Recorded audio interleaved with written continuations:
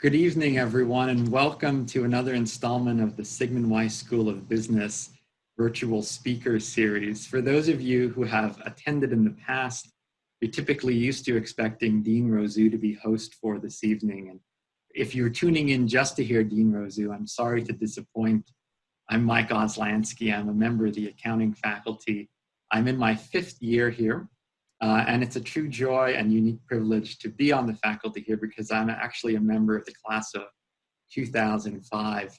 And it's a distinct joy to welcome our panelists this evening. But before we get to the introduction of our panelist, of our speaker, I just want to extend a very warm welcome to our students, our prospective students, our K through 12 teachers, faculty, alumni, and any other guests who are joining us this evening. Thank you so much for taking some time out of your very busy schedules to learn from one of our really truly bright and shining and accomplished recent alums.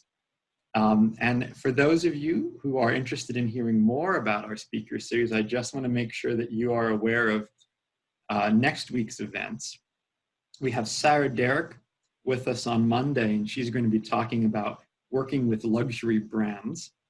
She'll be with us on Monday evening, and it's a true joy to have Sarah with us. I won't be hosting that event, but I did have the privilege and pleasure of working with Sarah in class, and I can tell you that you're in for just a really great treat with Sarah.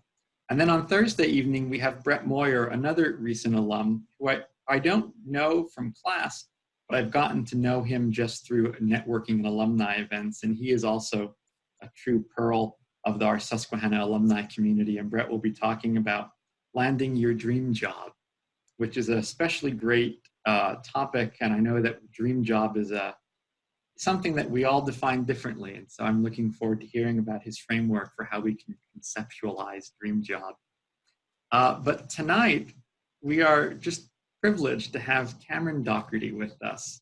And Cameron, class of 2014, I didn't think you were that old, which is a true compliment. Cameron's bio was distributed with the invite, but I just want to take a moment and highlight a few things.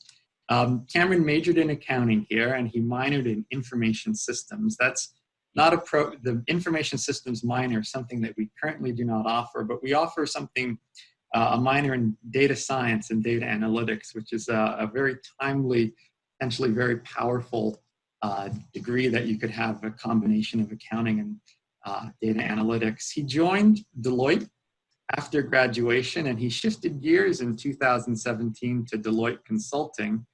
I don't know if you're going to talk about that all, Cameron, tonight as part of your discussion, but if you will, I'm not going to share or steal any thunder from you, but that's just been a joy to see you pivot that way. He's currently working as a Workday financial management consultant and helping his clients implement Workday financial management. He works with large clients from multiple industries and travels around the country. Well, not currently, but in the past has spent quite a bit of time on planes, and you can probably share some hotel reviews with us if people are interested. Here at Susquehanna, he was a member of the board of trustees and one of the student representatives. He had leadership roles in Enactus and the accounting club, and was a member of our hockey team. And Cameron, when you smile, those are all of your real teeth. Is that true? I got the real ones, thankfully. That's incredible. And I've gotten to know Cameron just through some alumni events. He used to spend some time in Philadelphia, used to live there, and it was always a joy when I would get into Philly for an event to be able to spend some time with you and Danielle. And Cameron, before I introduce you, I just want to let you know that this is the first time in well over 6 months that I've had a sport coat and the tie on. And I want you to know that I'm just that excited to hear your insights tonight that I literally suited up. I'm sorry I didn't do the same. That's quite okay. It's I think it's a great point of what it means to be working remotely these days. So ladies and gentlemen, our guests tonight, it is with great pleasure and a privilege that I introduce Cameron Dougherty as tonight's speaker. And Cameron, this is when awesome. Massive round of applause. And so you can just envision that. I'll do it for you. Can hear it. Awesome. Well, thank you for that introduction, and thank you for everybody that's taken the time out of their Thursday evening to come listen to me speak. I'm very excited to present on this. If I can get my screen to start sharing here. Yeah, I'm very excited to share this kind of story about my thoughts on accomplishing career goals quickly, and specifically using how I passed the CPA exam in under 70 days as kind of the lens with which to look at that. So very exciting, and yeah, I'm gonna just jump right in, and definitely will be time for questions at the end. So looking forward to hearing those as well. There we go. So Mike already did a little bit of this justice. It's funny because as I was writing this and I put down class of 2014, I was exactly thinking, I think that officially makes me old. Because it's true. You get to that point where you no longer really know anybody on campus. And my fiance Danielle, who was 2 years after me, knows almost nobody left on campus. So it's officially entering that realm of being old. I threw a couple pictures up here from college and shortly thereafter. So this is playing hockey. This was the senior hike here with then President Lemons. Had a nice shot here with Dean Razoo, and then probably recognize this guy right here, along with his better half and mine. So very exciting. And yeah, so you kind of covered my basics here, which is totally fine. I did graduate in 2014. I did major in accounting. I was told that information systems was a good combination to have with accounting. Little did I know that would soon take over my career a little bit more so than accounting, although I still do plenty of accounting day to day. I did spend about 2.5 years doing audit with Deloitte. I joined right out of school. I also interned there. I spent 3 busy seasons, so I probably did the equivalent of about 6 years of work in that time, or at least that's how it feels. And then I decided to transition out and look for something else. I wound up in Deloitte Consulting, where I do now implement a software called Workday Financials. So it is a cloud ERP system. So I go into a company that is on a different system, and I help them transform and bring all of their processes and data and everything onto Workday, and make sure that that's a fluid process. So yeah, that's what I've been doing now. I'm enjoying it. It's been a big challenge and a lot of fun to learn everything as I go. And I wanted to throw in a fun fact here, and this one's pretty funny, I think. So my fun fact is that Pitbull, about this time last year, told me that I look like a young Matt Damon. And so I don't know, I can't be the one to judge that, but this was the photo from when I met Pitbull, and for context sake, there's a young Matt Damon, and so you can tell me what you think, but that's my little fun fact about me. When we talk about my current job allowing me to travel around a lot, my current client is based out of Miami. I did meet Pitbull, in the 305 at home, and he's a super nice guy. So, all right, getting down to it now. I wanted to talk a little bit about expectations here, what I'm going to talk about, and kind of how we should be, what our lens should be when we're entering this discussion. So specifically, a couple of things about what is this presentation about? What is it not about? So the first thing is, we're talking about accomplishing a career goal. We're talking about accomplishing something that is a big challenge for you. So it's about doing something that's remarkable. It's not about just getting something done. It's about doing something that is special. It's about doing something that's hard. So it's not about just, how do I accomplish this thing that anybody can do? It's about doing something remarkable, doing something hard, and indeed doing something that not everyone can do. So that's what we're going to be focusing on here. So we're looking at a framework, a way to think about these challenging dreams, these challenging goals, these challenging things you're trying to succeed in. So I'm trying to devise a simple framework to think about these challenges and thinking about conquering the unconquerable. So passing the CPA in 70 days is very difficult to do. And so I want to use that experience as an example to walk through that framework, tell a couple stories about what I dealt with, and allow you to use that in whatever way you see fit towards accomplishing what your career goals are. A couple things that this presentation is not. Unfortunately, I don't have a hack to get a CPA. I don't have the golden ticket that makes it easier. And this is definitely not about how to get by without doing the work. And so this is one thing that I, in my life, really remind myself about a lot. In our society, there's a glorification of getting a lot for a little, or succeeding without really trying. You know, the person that gets all of their wildest dreams, fame and fortune, and just seems like they're skating by. That's not what this is about at all. This is about how do you find a way to focus yourself, to do the hard work, to accomplish what it is that you want to accomplish. For those people that have joined that maybe aren't looking for a CPA, aren't interested in that background, don't really know anything about it, just a quick background to level set. So first of all, why was this a goal of mine? Why do people want to become a CPA? So on average, your CPAs will earn about 10 to 15% more than regular accountants. So obviously, you know, money can be a reason why somebody wants to pursue a CPA. There's absolutely great job opportunities. There's also good job security. There's always a demand for accountants and CPAs. And so this is somebody that can, you know, easily get a job. That was one of the first reasons why I decided to study accounting. That's the reason why I pursued a CPA is, you know, I was leaving high school at a time shortly after the Great Recession when job stability was all over the place. And so for me, it was, you know, how can I now, going into college, making this investment, go somewhere, go in a direction that I can feel confident that I'll have a job, have an opportunity. So that was a big reason why I wound up going there. And it's also about having a strong reputation and trust. So CPAs are based around integrity, based around doing the right thing. They're your auditors that are looking after the financial markets and making sure that that companies are being honest and representing their results. And so that's another reason why people want to become a CPA. And so what's the big deal? Why is it hard to become a CPA? Most of that lies at the CPA exam. So the CPA exam is 4 exams, not just one. And it covers a ton of content. And when I say a ton, I mean a ton of content.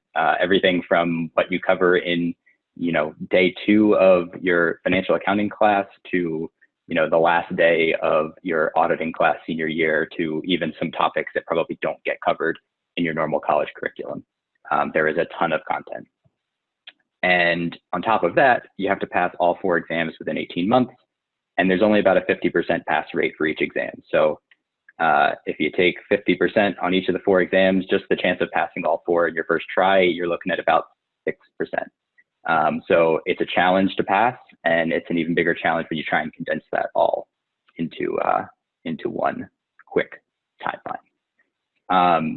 So this kind of begged the question of, you know, putting myself in the listener's shoes. Why the rush?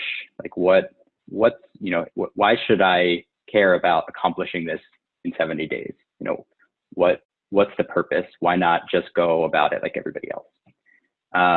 And there's a few reasons that pop to mind for me. And the first one is definitely that life gets more complicated. And if you're a college student currently, I'm sure you look back at some of your younger years and you think, man, it used to be much easier back in high school, you know, when all I had to do was just go to school and come home and then my mom cooked me dinner. And, you know, now I'm got more responsibilities in college, and you might be stressing about figuring out a direction for your life and all of that. Well, when you leave school, it only gets worse. And so a lot of people with large goals and large accomplishments and large things that they want to do in their career, they say, okay, I'm gonna just get my bearings, get started, and then I'll do that. And what happens is that, you know, life happens. You meet a significant other, maybe you have children, you know, maybe you're moving around the country, like you have no idea what might happen, and it gets more difficult as you go. Just thinking about my life right now. So I was telling Mike at the beginning, we're closing on a home on Monday. So We've been finalizing mortgages. We've been setting up, electricity, making sure that we have insurance in place, all of these different things.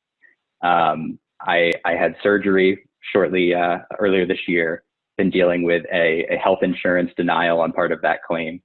I've been working with a client who is coming up on a major deadline towards our project that has been very stressful and lots of work. And then throw into it preparing for this. So life gets very complicated. Lots of things can be going on at once. And so tackling these while you're young can be huge. And when you do that when you're young, you get to yield those results later.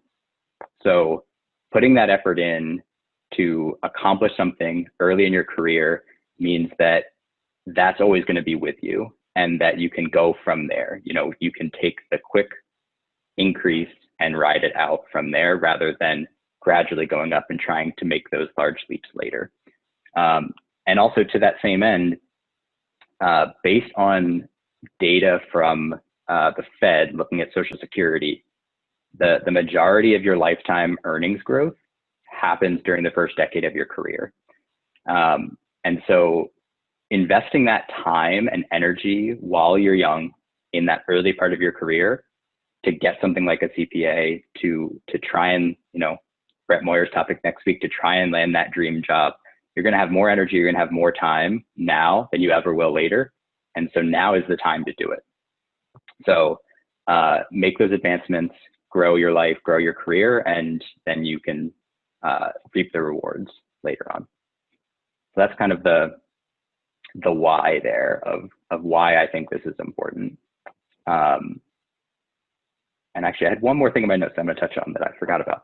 So with the life gets more complicated thing, I had all 4 parts of my CPA done by the time I started my job. So it's customary in audit jobs to start in like the late summer timeframe, around August, September, which leaves you from the time you graduate in May, a couple months in between.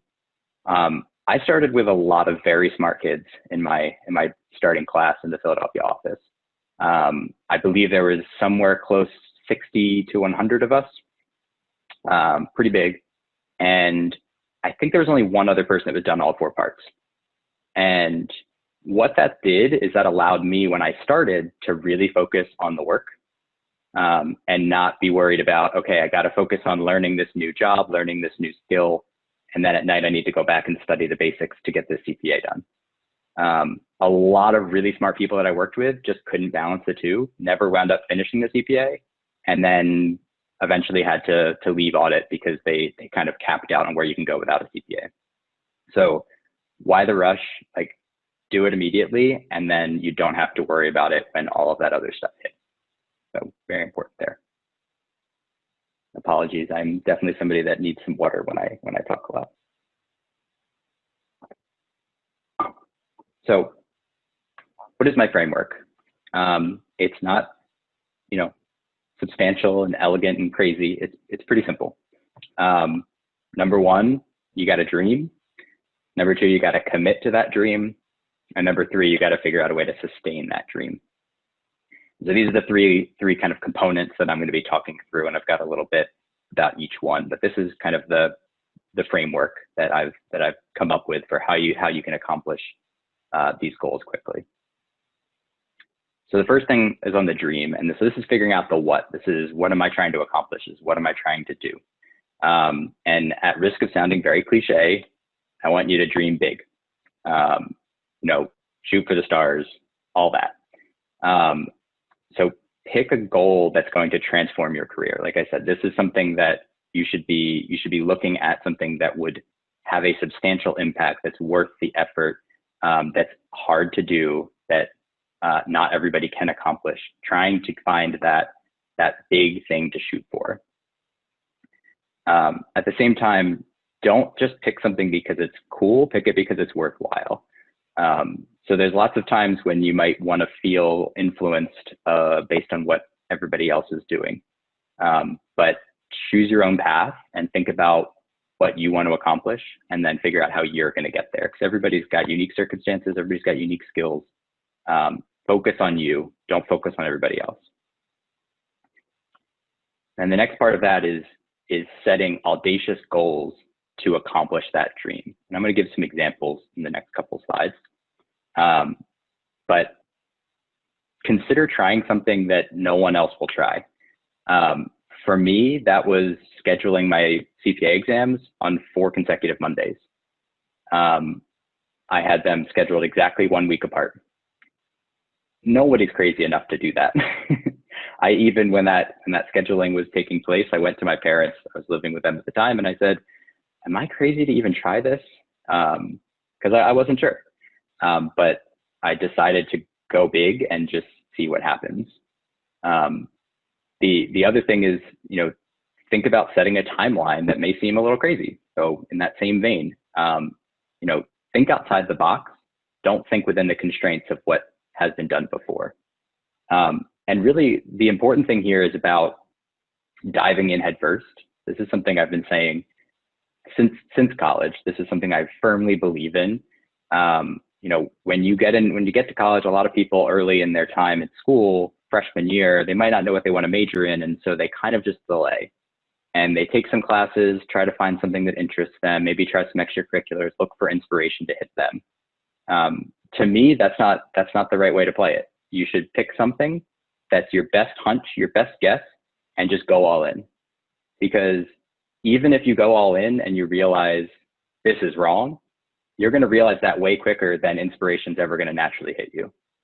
You're going to be able to progress through, and if you're right, you're already ahead, you're already moving. If you're wrong, you've got time because you've figured it out quickly. You've got time to revert, change course, try something new. And in that sense, you need to be okay with failing. You're going for it, you're trying to go big, and if you fail, that's fine. You can't look at that as a negative. You look at that as a positive of finding something that didn't work, and now you can find something else to try. So the last thing here is setting what I like to call Tesla goals. So I'm a Tesla fanboy, admitted. And reading about Elon Musk and about his leadership style, he's a little out there, he's a little crazy. But there was a really good anecdote about him and his leadership style, and it looked at his goal of his task to his team, where he says, okay, I want you guys to develop a car that can take me from LA to New York in one charge. And obviously, for anybody that knows anything about electric cars or even gasoline cars for that matter, that's not possible. It's not going to happen. It's so far beyond what anything is capable of in physics right now, that it's just, why would you even say that? But what he gets to happen is that he gets his team to go with this audacious goal. And they say, we're going to make this happen. And maybe they take a car that could go 300 miles on one charge, and they get it to 500 miles. I'll tell you, it's not nearly 500 miles. Like, it's way more than 500 miles to get from LA to New York. But compared to conventional logic, which is going to say, I can go 300 miles today, how can I get that to 325? That constrains your mind. That looks for small little increases of how can I get from 300 to 325. When you're trying to go to New York, when you're trying to do something that's never been done before, you release all of those preconceived notions and you look for new, fresh ideas of how to attack a problem. And so that gives you the ability to go from 300 to 500. And that can apply across your life, in releasing yourself from this is the way it's done, and think about these are the ways that it could be done.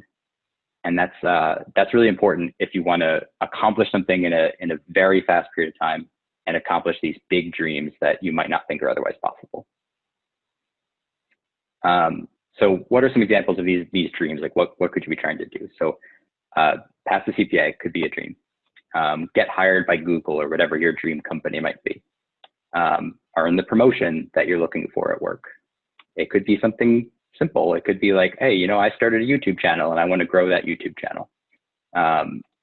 Or it could just be, I want to be an expert in fill in the blank. Could be anything. So these are like thinking about these big goals, something that could be defining to your life, to your career.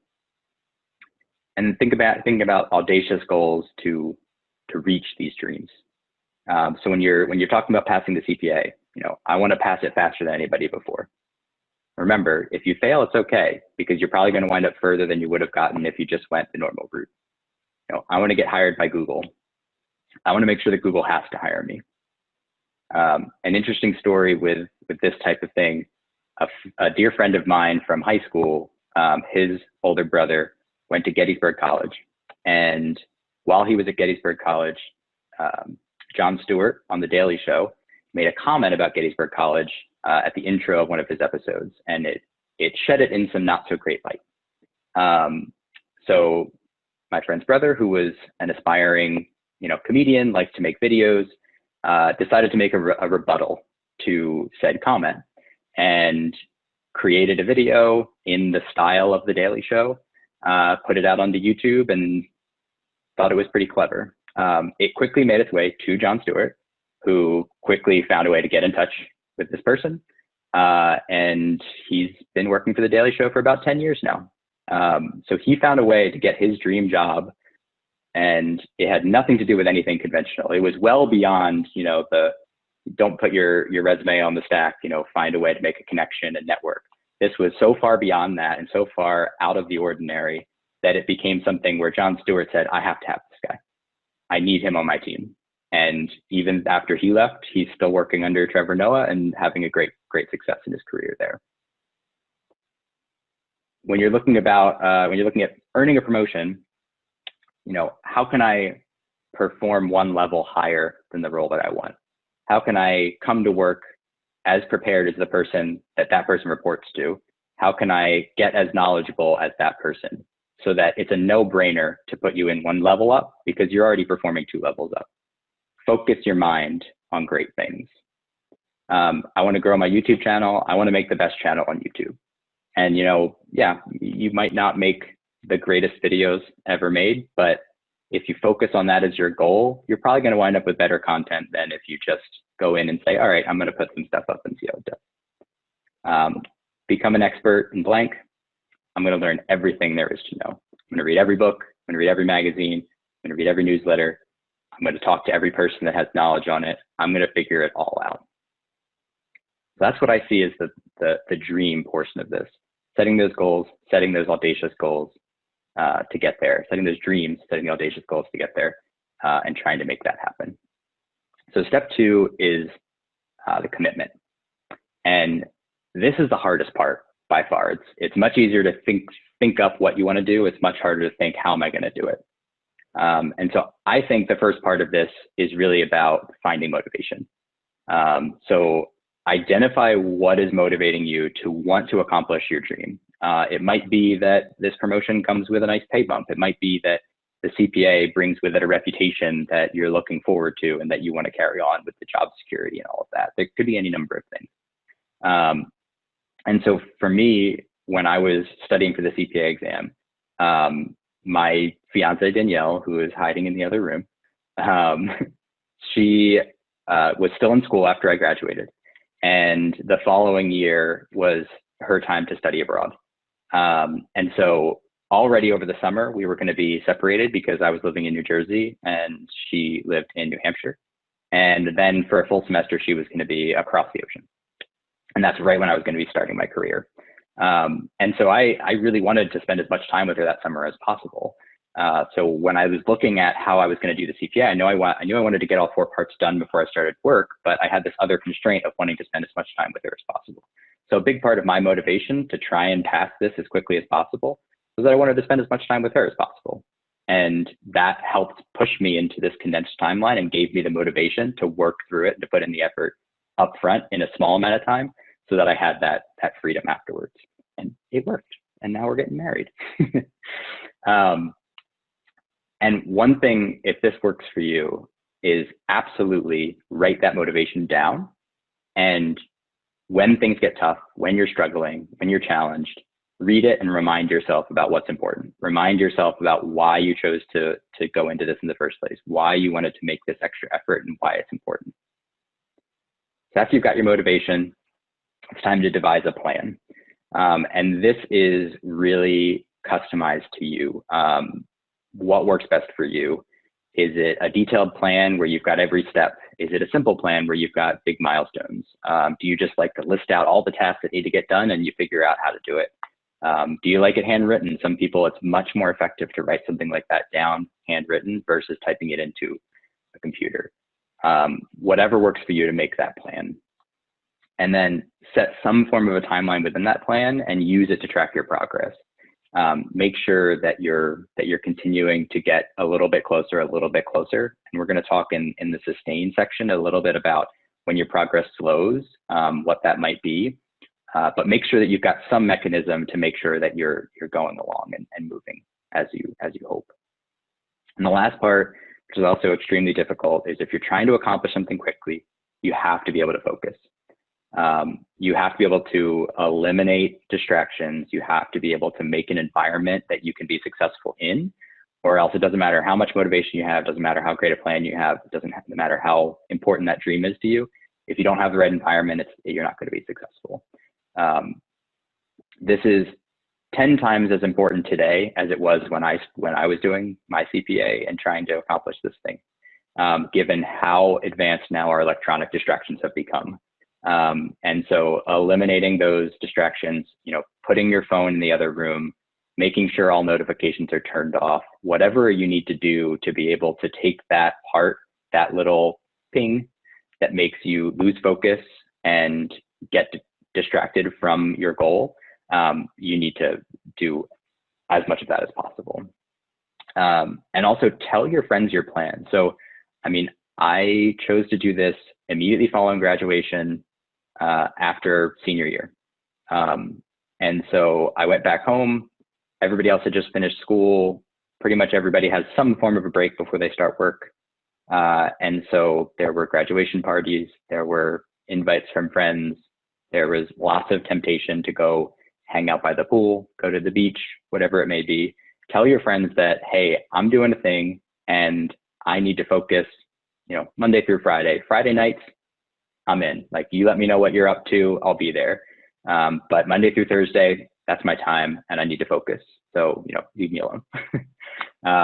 So it's important accountability measure to let people know what you have going on. It also means that they're going to probably check in and go, hey, how's that thing you're working on going? How's it going?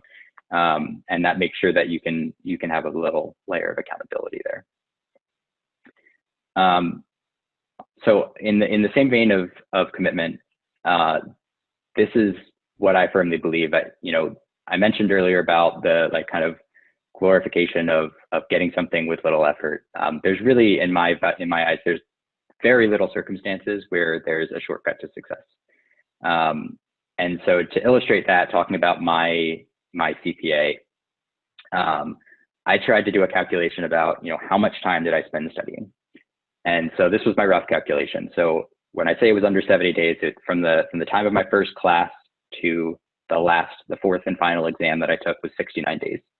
Trying to figure out an amount of hours, I said probably about 12 hours a day, 6 days a week would be about how much time I invested in. So that comes to about 710 hours. What I'm trying to say is you can take this, the average person that takes the CPA takes between 6 and 12 months. And so you can spread these hours out over all that time. But just because you do it in 70 days doesn't mean it took less studying. It usually means that you had to buckle down and make it happen in a short amount of time. So I started to think about what else could I have done with that time? And particularly, in the lens of summer after graduation, lots of fun things to do. So I was thinking, okay, I could be just binge watching television. I could just veg out and sit on the couch and, watch Netflix, watch Hulu, whatever. So in that amount of time, I could have watched all 9 seasons of Seinfeld 10 times. It's a lot of time. And, in hindsight, when somebody hears, oh my gosh, you passed in 70 days, it's like, wow, you did that so quickly. It's like, I'll tell you, it did not feel quick at the time. When you're investing that much time in yourself, it's a lot. Another illustration of that is, I'm talking to you today from Charlotte, where I live. At the time I was doing a lot of running, not particularly fast, 10 minutes per mile. That's about 6 miles per hour. So if I had just spent all of that time running, I could have run from my home in Charlotte, and I could have come up to Selinsgrove to visit all of you guys. Then, my current client and my good friend Pitbull is located down in Miami. So I then could have ran all the way down to Miami. And then I could have come home, and, it would have been very tiring, but, in that amount of time, I could have done that. Then I could have taken another trip out to Nashville. And then from Nashville, I could have gone to Chicago. And then from Chicago, I could have gone back home to Charlotte. And then I'm not making this up. That's about a 4,000-mile trip roughly, and it would have left a little over 100 or so miles extra that I could have used. Obviously, it's not realistic for me to run for 12 hours a day, but just to illustrate, like, there's no substitution for the work, but how you do it and when you do it and where you do it, you have control over, and you can find ways to accomplish what seems impossible. And in reality, it's just finding a way to focus yourself and to commit to accomplishing those goals. So the last piece here is around sustaining. This goes whether you're trying to accomplish something in a quick amount of time, whether you're trying to do something unbelievable, or just trying to be a normal person. This is just good advice. Take care of your mind, take care of your body. Eat, sleep, exercise. This is something you should always be doing, but it's easy to lose sight if you do get hyper committed to something. And so make sure that you've got a strategy to take care of your body, to make sure that you're not going crazy. You're not going to be effective in accomplishing or learning or doing whatever you're trying to do if you haven't been sleeping. That goes for your schoolwork as well. And then at the same time, keep your breaks small, but also make them meaningful. So when I was studying for the CPA, I had a few things I did. When I got invited to a graduation party, I always attended. I took that as a break. What I didn't do is I didn't stay as long as I probably would have otherwise, and I definitely didn't drink as much as I would have otherwise. So I made that a time to be social, to see my friends, to enjoy myself, but also I knew that I need to cut that a little shorter than usual because I'm trying to do something greater. And then the other thing is I happened to be studying during the 2014 World Cup. And so I said, okay, every time the USA is playing, I'm going to go downstairs. I'm going to have one beer. I'm going to watch the game. I'm going to relax. When the game's over, I'm back to studying. And so finding things like that, that's something that is interesting, that lets you relax, that gets to those things that you need in order to keep going is very important. And so I said that, what do you do when your progress slows down? And this is a concept from one of my favorite books. So the book is called The Dip. It's by Seth Godin. Highly recommend everything by him, but this book in particular is very short, under 100 pages. You can get it on Amazon for under $10. But what it's talking about is exactly what you see in this chart. So as you're putting in more and more effort, when you're learning something new, it happens pretty quickly. So I think a great analogy for this is learning to play basketball. So the first time you pick up a basketball you've never played before, you're picking it up, you're learning how to dribble, you're learning a ton very quickly. It's very exciting. There's lots going on. You make your first basket, you're really excited. And then, maybe you go back and you're shooting 3-pointers and you happen to make one. And it's like, oh my gosh, maybe this isn't as hard as you think. Then you realize you're trying to be consistent and you're trying to shoot more and more. And you realize, wow, this is really hard. I'm not getting more consistent at making 3-pointers, no matter how many times I do it, because my technique isn't great. So I'm not having a consistent shot. That's the dip. That's when things get hard. That's when things that you're progressing at, all of a sudden you realize, wow, this is really challenging. This is difficult for me to get better. And that is also when most people stop. That's when most people quit. That's when most people say, this isn't worth it. I can live in this area and, I'll just be a casual basketball player and that's it. Well, if you want to accomplish what it takes to get up here, you have to fight through that and you have to keep pushing through the dip. So when I was talking about monitoring your progress and tracking that and all of that, there's going to be times where you're going to slow down. You're going to realize, oh my gosh, this is harder than I thought, and this is very difficult, and whatever. But knowing that you can push through that, knowing that this dip exists, and that once you get through it, that's when you can really start achieving the things that are really difficult. And so in this book, he says almost everything in life worth doing is controlled by the dip, and it is very true. Work, life, relationships, everything, there's a dip. And on this same kind of concept, he has a quote here, and getting through that dip is really about wanting to be more than just average and wanting to go beyond. And so the quote is, "Being the best in the world is seriously underrated. Stick with the good stuff, quit the bad stuff, and have the guts to do one or the other." So, don't be scared of wanting to be the best. It's okay, but commit to it. Find a way to figure out your dream and go for it. And if it's not working, like I said, it's okay to fail, ditch it, find something new, move on. That's kind of the end of the main content.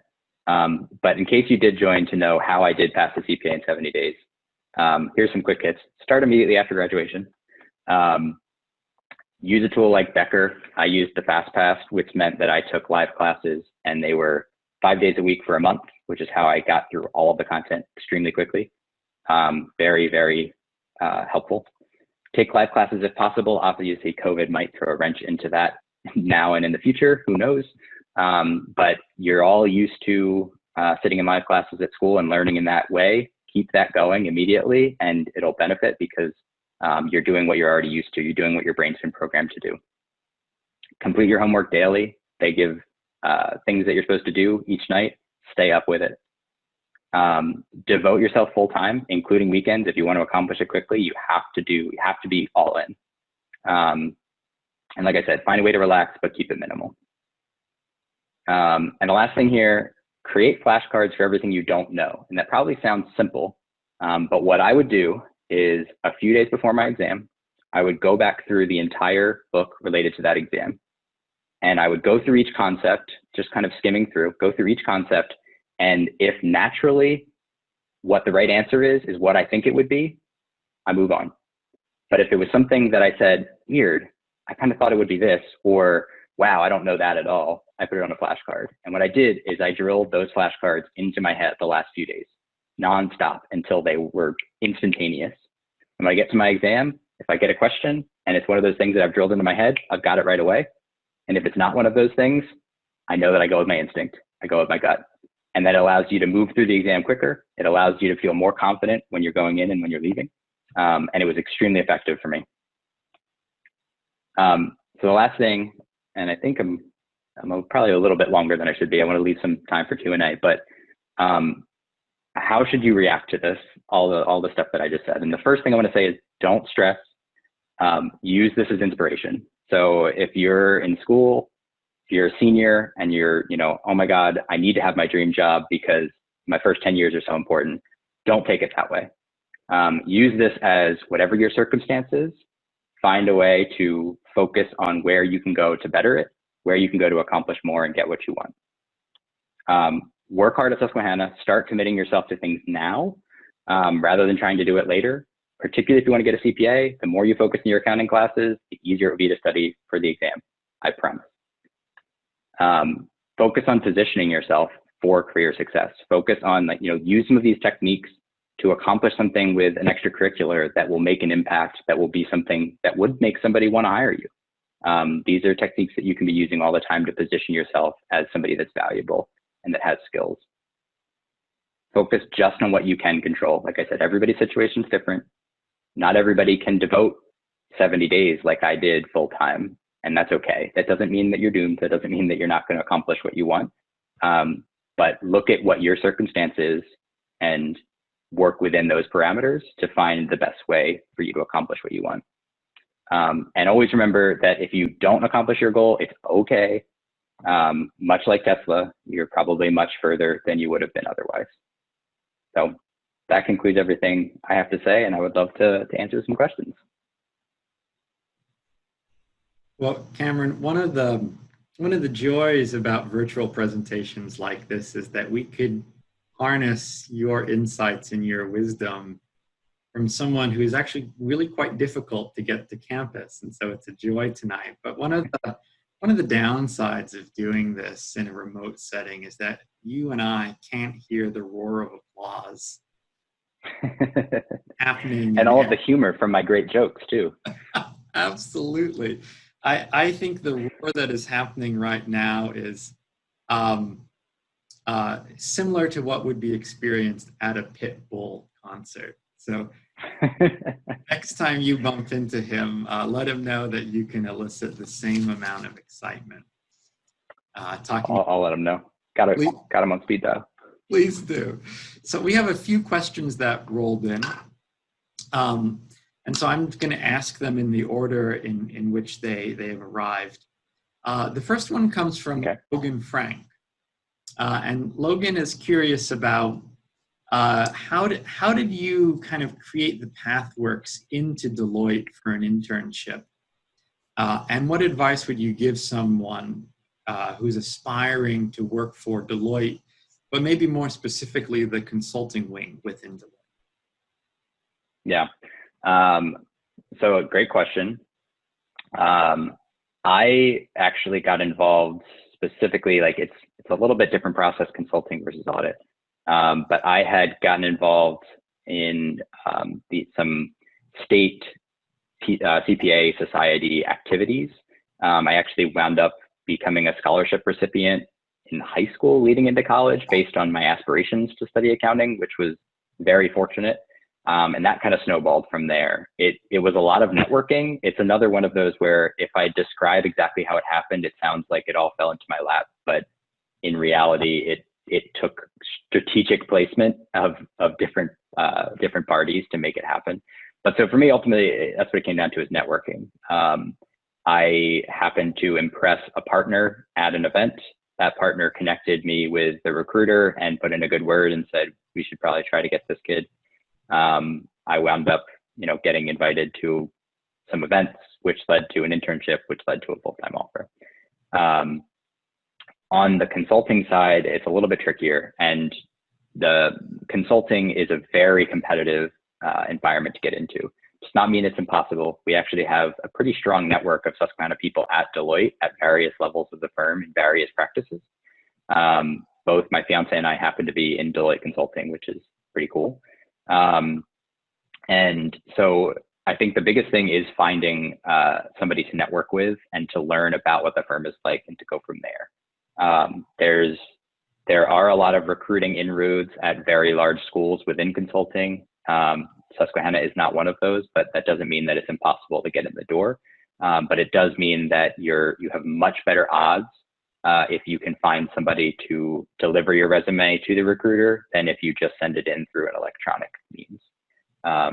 So connect with alumni, find who's out there at the firms that you're interested in, and kind of pick their brain about what the best way to increase your chances of getting in.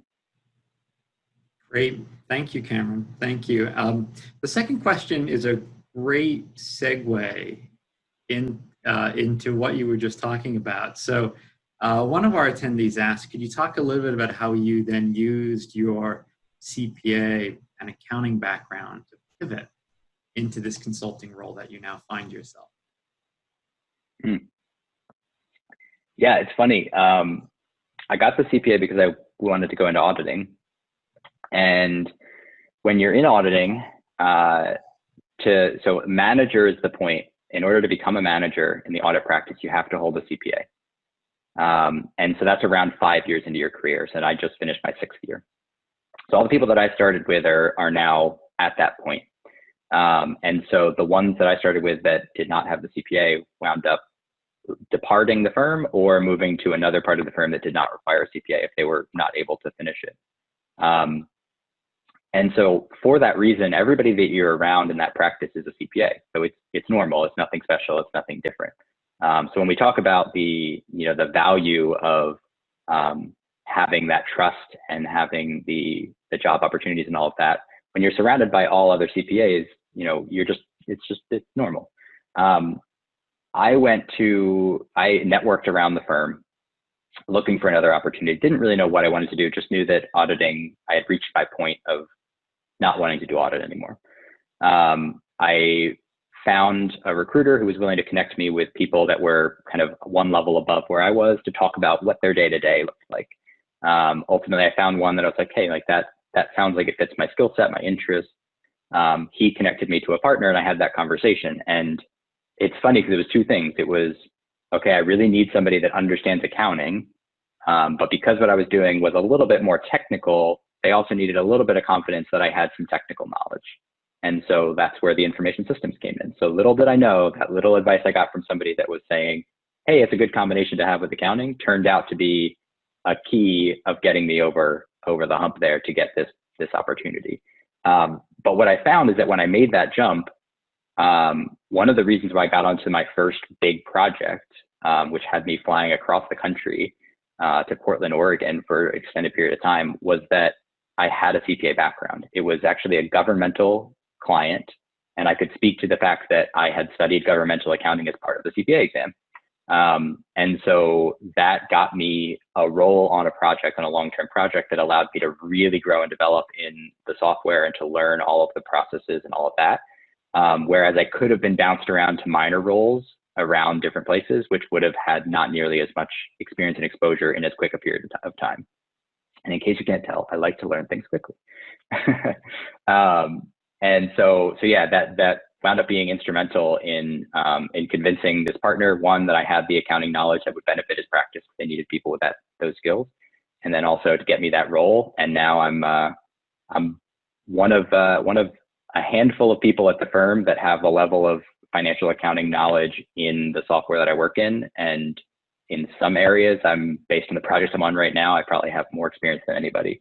And so it's been extremely beneficial, and looking forward to continuing to leverage it.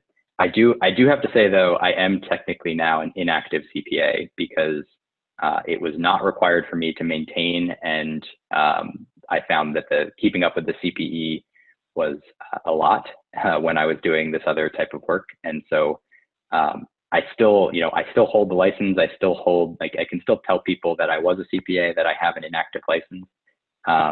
Eventually in consulting, even if you have a CPA, you have to make it inactive because you don't want to confuse the client, that make them think you're giving them like an audit opinion or something like that, true advice in that sense.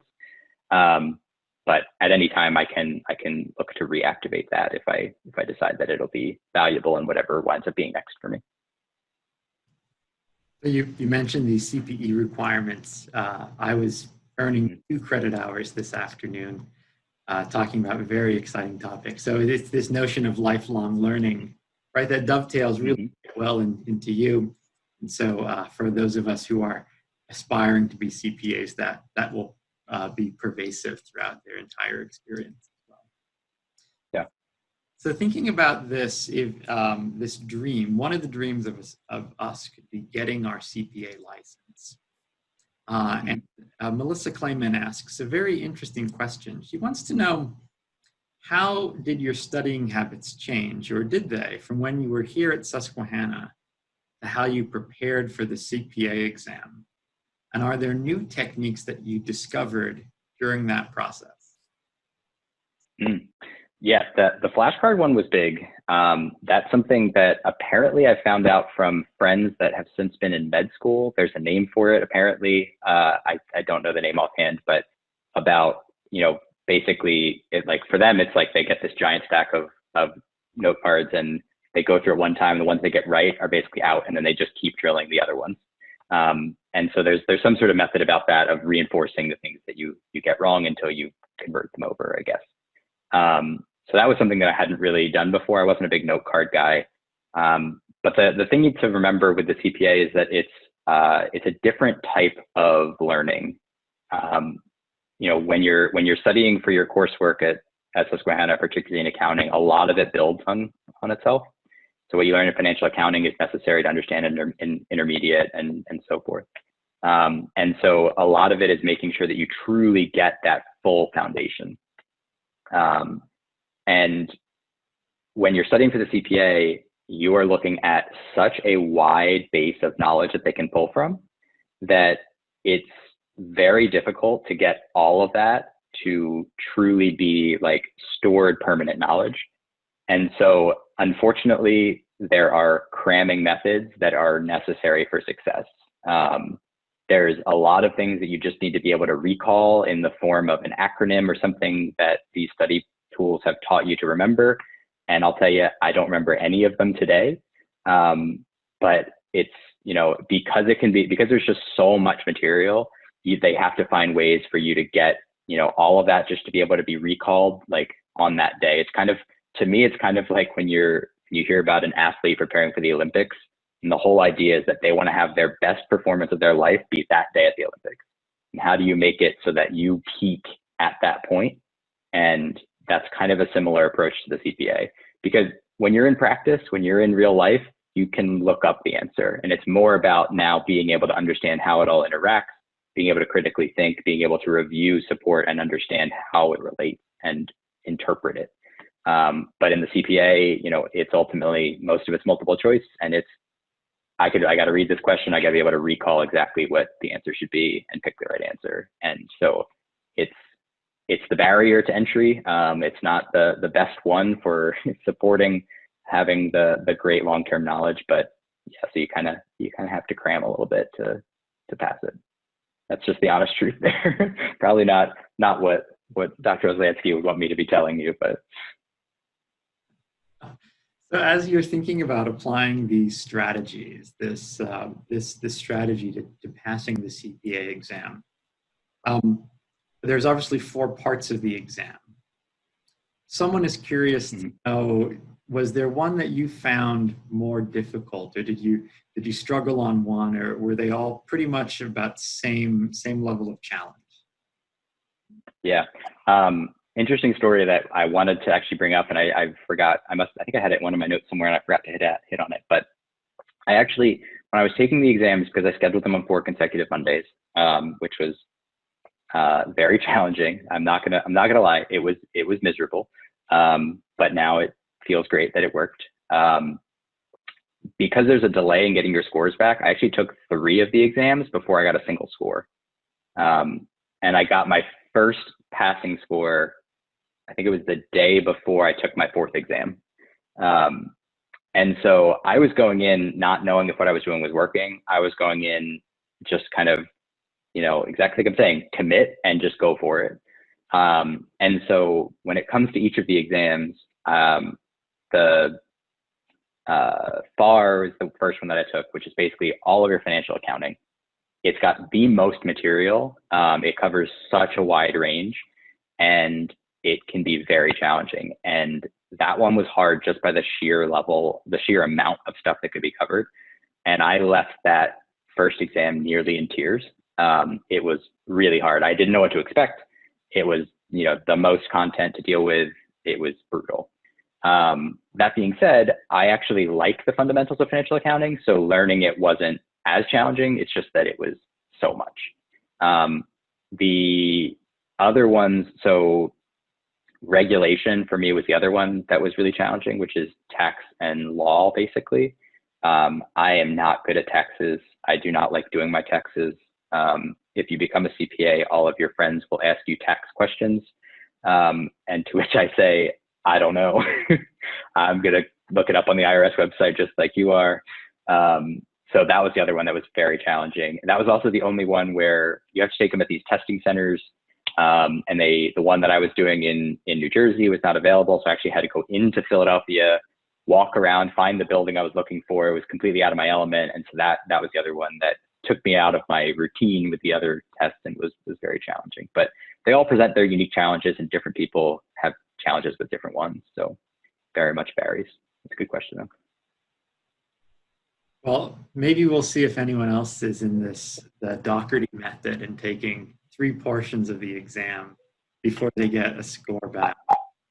That'll be great to highlight. I can't say I recommend it, but if you have the right motivation and you want to accomplish something awesome, you give it a try. The worst case scenario, so another thing with the CPA, you've got 18 months, and a lot of people, if they space it out over a year, what'll happen is, if you fail one, then okay, now I need to restudy for that one and retake it. And you have to wait a certain amount of time before you can retake it. And then all of a sudden, maybe you do pass that, but now you've thrown off your schedule. And so now the third one, all of a sudden you're a little bit later, and oh shoot, now you're at the 4th one and life happened and now it's delayed, and now you're up against 18 months. And if you don't pass that last one, then you might lose your first one. And so that's what happens to people where they don't wind up passing them. So, for me, what I was thinking is worst case scenario, I crank these all out in a month, I know where I stand. Even if I only pass, one, then I've experienced them all. I know what to expect. I know how I can study better. And I haven't lost a lot of time. I can get right back into it on the next testing cycle and go for it again. So related to this notion of being dedicated and being diligent, I know you're a very driven person and very methodical and routine oriented, and that's just something that I know from the time that we've interacted together. But somebody asked about this notion of kind of keeping a sense of routine and being diligent, particularly around self-care with sleep and nutrition and exercise, and then balancing that against getting the goal done. So have you found yourself in times where you needed to compromise some of those self-care attributes that you were talking about in order to get the job done? And how did you balance all that when you were making those trade-offs? Yeah, I think I'm going to lean on a prestigious alumnus or alumna, whatever a singular alumni is, of John Strangfeld, who spoke a couple weeks ago. And he has a thing that I've heard him speak about multiple times. For those who don't know, he was the longtime CEO of Prudential. He talks about different knobs of your life. And essentially, you have like a life knob, you have a family knob, you have all these different knobs. In this case, you would have, taking care of yourself in terms of getting enough sleep and exercising and all of that. And every once in a while, I think he had a thing where it was every 6 months or so, I think is how he did it. Everybody would need to conform it to their own. And you need to assess where the knobs have been. Have I been dedicating enough time to my family? Have I been focused enough on exercise? Have I been eating right? And don't be afraid to then say, okay, I need to tweak these. I've been really focused on work for the last 6 months, and I haven't spent as much time with my family as I'd like to. So I need to log off, I need to shut the laptop at, whatever time earlier than I have been, and make sure I deliberately spend some time with my family, because that's important. So yeah, there's absolutely times when, I don't get as much exercise. Like I was an active person. I was an athlete in school. I played sports my entire life growing up. I mentioned that I had surgery that was on my ankle, which has kept me from running for the last over a year at this point, which is why I would turn it, but my apartment's a mess because I'm about to move. But we have a stationary bike in our living room right now. And so that's the low impact activity that I've done to rehab my ankle. But yeah, so it's been tough. Like there's different ups and downs, and it's more of that, like, do what you can in the parameters that you have. Like, I think that's a really important concept to think about. If you're somebody that you can't think straight unless you exercise once a day, then that should be part of your plan. That should be built into it, and that should just be a non-negotiable. If you're somebody that, it's more about just, yeah, I need to maintain health, but, I'm flexible, then yeah, eat a little bit less, give yourself enough sustenance to survive and thrive. But then, maybe you're not getting the exercise, so you adjust a little bit. And then once you get through that, then, you start going on some runs or whatever it is that you like to do. So play with those knobs, evaluate them regularly, and think about how you can deliberately change them to impact your life. And what a great visual that you provided for us in terms of balancing all these competing priorities. Cameron, yeah, it's not easy, but I know that we were supposed to end at 8 o'clock, but I'd really love it if you can just be gracious with us and hang on for 2 more really, really wonderful questions. Happy to. And I think these are really thinking about the seniors among us. So one question comes from the notion that accounting is like a spoked wheel, in the sense that one degree can provide many opportunities. We all don't have to follow the same path. If I'm a senior right now and I'm trying to figure out which track am I going to head down as I think about leaving Susquehanna, do you have any advice to help us, or those seniors, figure out, where that initial trailhead should take them? Yeah, it's a great question. As you know, I'm not going to be the one to recommend you to go into tax, but that's deeply personal. When I was coming out of school, the notion that I was always told was basically study accounting, you figure out whether you want to go into tax or audit. That's a common, like, been around forever sort of notion. And so to a lot of people, those are the decisions. And I think that if those are what you're deciding between, then it's kind of a hunch. You know, you can talk to people that have done one or the other or both and get a feel for what the work looks like. But I think if you look at what you learn in the audit course and you look at what you learn in the tax course, you kind of can just make a leap based on which one appeals to you. I think that either one sets you up with skills and knowledge that you can then transition different ways. And so they're both very valuable. My experience in audit, it taught me about how different companies did business. Auditing internal controls and how processes are done at businesses was extremely important in what I'm doing now. That was one thing that carried over. So looking at when you're auditing, okay, how does a company make sure that the approval process of a $10 million invoice that gets paid has the appropriate level of review, something like that. And looking at the controls that are in place, well, now I'm designing a system that makes sure that those controls happen. So now I have a system that says, oh, if the amount is over $10 million, it needs to go to this person to get their approval in the system. And so that's something that I've been able to carry over, that previous knowledge became very important. And being able to sit down and understand, okay, you know, based on the companies I've seen, this is what is most common. Like, how do you guys do it? Tell me about your process, and, you know, maybe even improve their process potentially with a new software tool.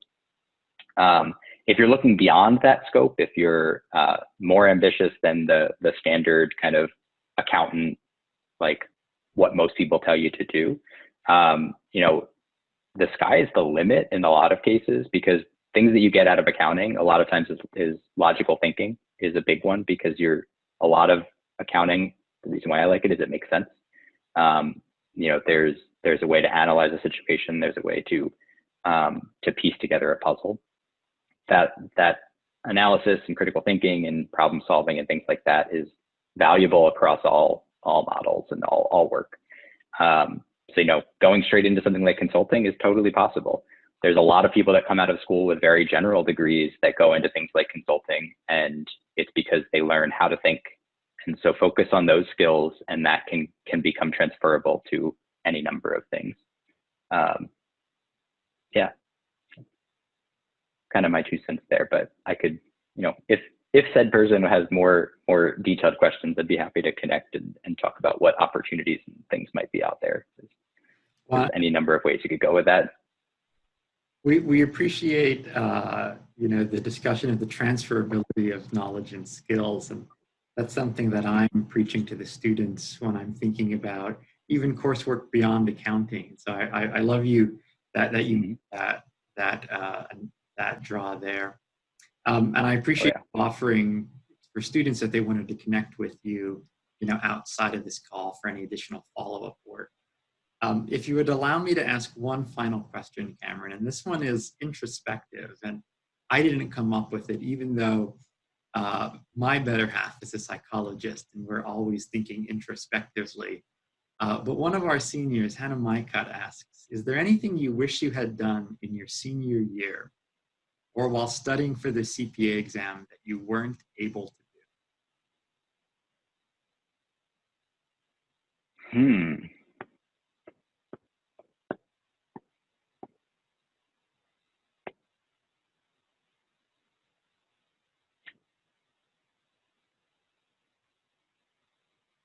So I think the biggest thing for me would be, so I was a highly motivated person on campus, involved in too many things, which I think is a commonality among a lot of Susquehannans. I had a term when I was on campus of why, when I was trying to explain to people the potential prospective students to talk about why they should come to Susquehanna. I talked about the opportunities per capita was my term that I thought of.